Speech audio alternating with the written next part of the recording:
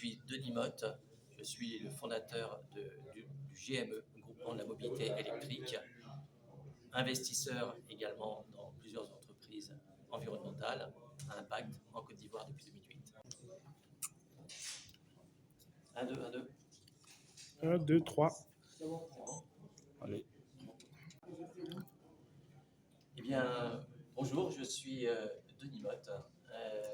Je suis ici à cet atelier en tant qu'expert local du cabinet de conseil Polyconseil, mais également fondateur du GME, du Groupement de la mobilité électrique en Côte d'Ivoire, qui est un guichet unique et qui profite de l'atelier pour se lancer également, qui permet aux entreprises de pouvoir avoir un interlocuteur unique pour la migration de leur mobilité et de la migration de leur flotte vers la mobilité électrique. J'y arrive.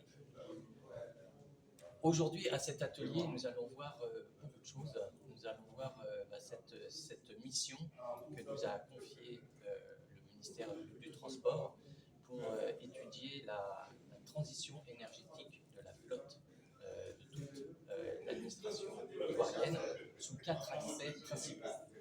Le premier, c'est la partie environnementale, très important. Les CDN, le DIRCAB les a présentés tout à l'heure. Le deuxième aspect, l'aspect économique, bien sûr, sans quoi rien ne se fait. La troisième partie, la partie technique. Et enfin, toute la partie usage et mise en place au sein opérationnel, économique, et avec toute la partie comment les voitures électriques peuvent arriver fonctionnellement en Côte d'Ivoire.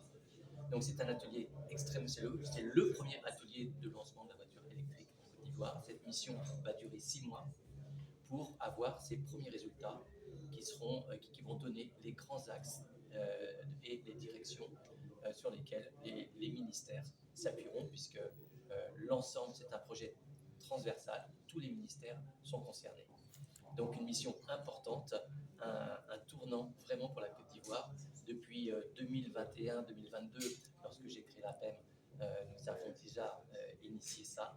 Et maintenant, ça y est, le gouvernement ivoirien s'accapare du sujet et le fait avec sérieux et volonté.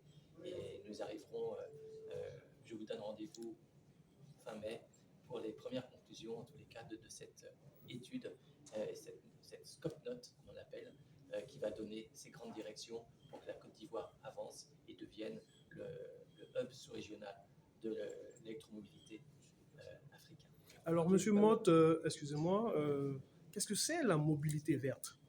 Alors, la mobilité verte, c'est justement c'est étudier comment le thermique peut aller vers l'électrique avec tous ses avantages, que ce soit les avantages émissions de CO2, le confort également pour l'usager, et également le côté portefeuille. Il ne faut pas oublier ça, que les premiers arguments qu'on faisait à l'époque, c'était de dire 300 km, c'est 20 000 francs en thermique, 300 km, c'est entre 4 et 7 000 francs en électrique.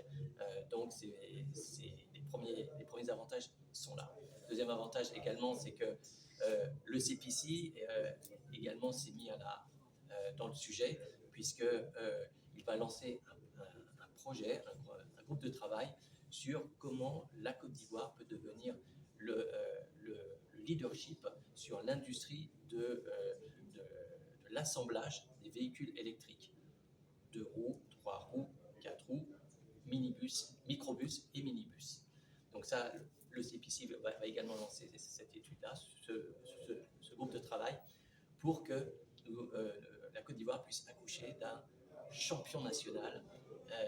Et ça fait partie des prochains challenges et de l'offre que permettent ce nouveau secteur de l'électromobilité. Il faut profiter et ne pas laisser. Il faut que la Côte d'Ivoire prenne le leadership maintenant. On a laissé un peu les voisins prendre un peu d'avance, mais là, aujourd'hui, cet atelier marque le pas de départ, le top départ pour devenir ce champion sous-régional. Okay. En termes d'économie, Quelle est la particularité des véhicules électriques? Économie pour l'usager ou pour... Oui, pour l'usager. Alors aujourd'hui, et ça le DIRCAP l'a souligné et je l'ai bien noté, justement la partie incitative à l'achat, parce que souvent on dit que l'usage, que l'achat d'un véhicule électrique est plus cher au départ. Aujourd'hui, c'est clairement le cas en Côte d'Ivoire, parce que la législation n'est pas encore affinée, on va dire, mais c'est en bonne voie justement, et cet atelier, ça fait partie d'un des axes. Avec une bonne incitation fiscale initiale. Ensuite, sur l'exploitation, ça c'est pour l'acquisition, et sur la partie exploitation, eh bien, il faut savoir que, comme je l'ai dit tantôt, le véhicule électrique, dans son exploitation, est largement rentable. C'est pour ça que les VTC, aujourd'hui, si vous regardez, il y a à peu près 200 véhicules aujourd'hui sur Abidjan. Eh bien, à l'heure où je vous parle, eh bien, vous avez 70%, ce sont, voire si ce n'est pas plus, de VTC. Les VTC, parce que le coût au kilomètre en électrique est bien moins cher que le thermique, et la partie maintenance, il y a 10 fois moins de pièces sur une voiture électrique que sur une voiture thermique. Eh bien, vous avez forcément une maintenance extrêmement faible. Vous la divisez par 4 souvent par rapport à un budget thermique. Vous oubliez les batteries, les courroies de transmission, etc. Donc, le budget, le ROI, ce qu'on appelle le Return of Invest, eh bien, est immédiat lorsqu'on fait une passation d'une voiture électrique. Alors, est-ce à dire que maintenant le transport en Côte d'Ivoire va diminuer? Ça, alors, la mobilité verte n'est pas l'alpha et l'oméga, mais on est vers la multimodalité. Vous avez le métro qui va arriver, vous avez le BRT qui va arriver. Les voitures électriques sont un des moyens d'essayer de fluidifier la gestion. La mobilité douce aussi, avec le vélo, etc. C'est encore utopique ici, mais on y va tranquillement de mixer ces différents moyens de mobilité, et la mobilité électrique en est un qui en plus va servir aux objectifs, aux ODD fixés par la Côte d'Ivoire pour 2030. Merci. Qu'est-ce qu'on peut retenir? On peut retenir qu'aujourd'hui, le 28 février 2025, est un tournant pour la Côte d'Ivoire avec le lancement de cet atelier qui va donner des grandes lignes directrices technologiques, économiques et environnementales pour que la Côte d'Ivoire devienne le hub sous-régional de l'électromobilité.